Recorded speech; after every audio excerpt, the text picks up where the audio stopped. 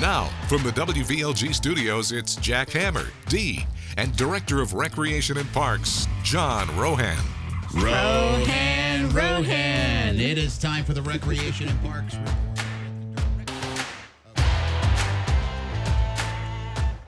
So, how's everything going in Rec and Parks? Some great announcements. Paradise Recreation Center inside and outside is officially closed. Oh, boy, it's starting. End of an era. It is. I talked to Tracy Witten, the manager over there, and it's just so many decades and decades of, information and services and programs and equipment and supplies is all being packed up and moved around and relocated, and the library's being temporarily housed in a storage unit, all their books. So those folks, when we open up, we'll have a brand new library as well.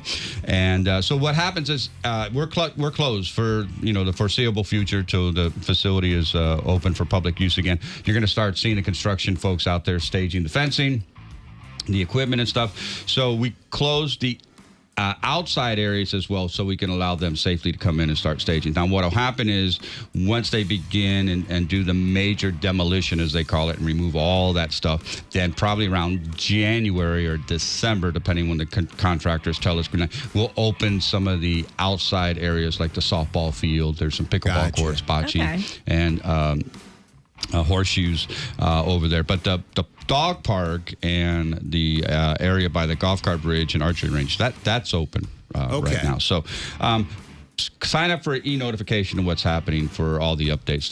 There'll be a great communication plan sharing all that. But we do ask everybody, as we do for all projects, please avoid any of the construction zones. Absolutely. That's very dangerous. And it is illegal in Florida. If you go into a construction zone area and you're not authorized to be there, it is a trespass. So we want people, to stay away for their safety reason. Most importantly, we don't want anyone to get trespassed for thinking, I'm just going to walk in there and take a look at it. So that's underway. Camp Villages fun stat, over 2,500 registered Camp Villagers this past summer. Wow, huge that's turnout. a lot. Yes, a huge turnout for that. And then did you know that we have 19 locations for our outdoor fitness equipment located? That's the greenfields equipment that we put around in the perimeter of the various recreation centers and parks. And so we like to throw these little nuggets in the Rec and Parks publication. We put how many pavilions, how many shuffleboard courts, how many pickleball courts, and locations. And this one was a cool one that was out there. We had 19 locations to go out there. So it's a self-service type outdoor fitness areas, usually about 9 pieces of equipment. You work out at your personal level of fitness to get out there and do it. But they're usually adjacent to a nice walking path, so you can walk, and then in between do some interval training on that equipment as well. Just adds a nice amenity, a nice enhancement for that as well. And then we're also doing outdoor court reservation applications every year in the fall and the winter, spring and summer. We allow residents who have their friends or neighbors and they want to reserve a bocce court or a shuffleboard court or a pickleball court during available days and times to submit an application. And you will get, if you and D and your neighbors want to get a court reserved and get out there and have your own little league. You can have that opportunity, and that runs from now the 15th through the 31st to submit your applications, and then it usually starts anywhere between October 1st and March 31st. So you can use any window of that time there.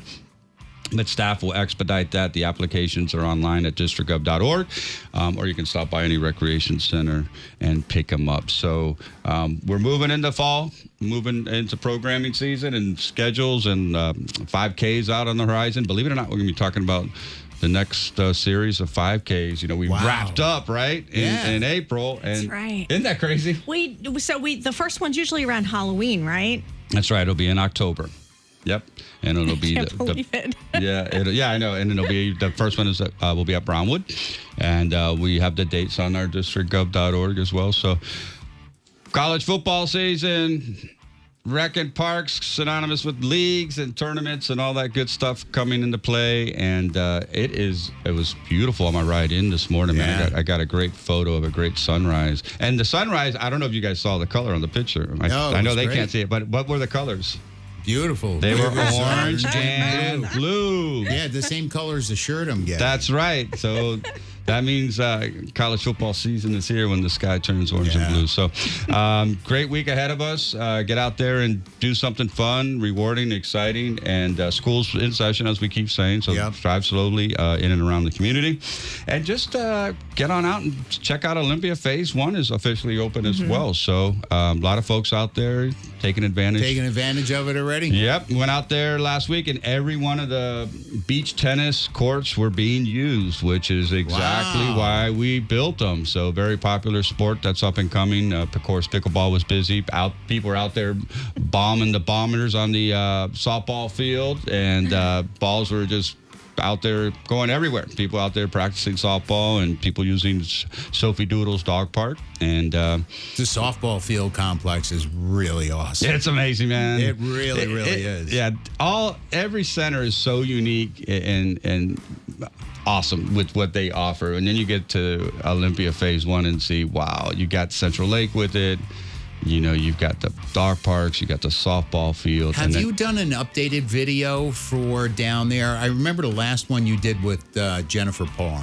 That's right. And have you done an updated one yet now since that it's open? We've just done one about opening and what's available and where you can get your rec and park services. So that was the last one that came out last week it came out. Okay. And so that's the one that just letting people know that we're open for Phase 1 programs and activities, and that where people can go to get their recreation registration services and guest ID cards. And then they'll still be segmented follow-on coming up along the way. You can get those right to your inbox. You just go to districtgov.org and sign up for the V-mail. Right. And they don't spam your inbox. It's just all of the latest updates in the villages. And it's really like, if you want to be in the know, get the V-mail, because it comes right to your inbox. You can peruse it at your leisure. That's right. I usually look at them when I'm at my office. And I'm like, oh, the new V-mail's out. And that one V-mail video you did with Jennifer Parr, where it was like 3 videos ago. I think you did. It was like fall, the winter into spring. It was great. They're very entertaining, very informative, and they let you know what's going on down in Eastport. That's right. It's happening quick. It's happening quick. And what we like about the V-mail, share it with your friends and neighbors in the villages and all over, to let them know, hey, this is what I get to experience. This is what's happening in my hometown, in my community. And people should be very proud of that. It's Do you know we have listeners of the house party that are, one is in Michigan, one is in Iowa, that are moving to the villages, and they get the V-mail up there. Yeah. That's awesome. And they share that with their friends in other states, and they create excitement about moving here. It is exciting. I mean, that's why we create this whole entire atmosphere in this community. It's about excitement and people getting out there, embracing life, man. And so those V-mails are just a little nugget of what you get to experience every single day being part of this community. And so, view them and share them and enjoy them. I mean, and come out and use them. That's what we're here for. So people to get involved and get active and take advantage of all the great things that are offered. Yeah. So the takeaway from today's is really, when you see construction zones, just stay away. No golf carts, no on foot, no nothing. It clearly says construction zone. It's for your own safety. Just give these guys and gals room to work. There's plenty of stuff that's open, right, Jack? There's plenty of stuff to do. You don't want to go to the places that are not open anyway. They're closed. Exactly. So, you can't do anything. Can't do anything there anyway. So, use the stuff that's open and enjoy all of it, because that's what it's here for. It's here for our residents. And just bring those ID cards, and staff will be happy to assist you any way that we can, so you can have the best possible experience. Absolutely. All right. John, thank you so much. Good seeing you guys. We'll see you next Monday.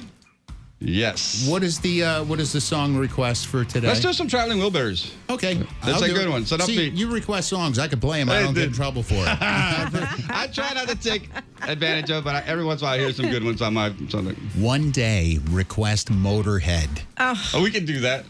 Hey, Jack, I want to hear Ace of Spades from Motorhead. All right. All right, I'll text you next week. All right, John, take care. There he goes, the Executive Director of Recreation and Parks here in the Villages, John Rohan.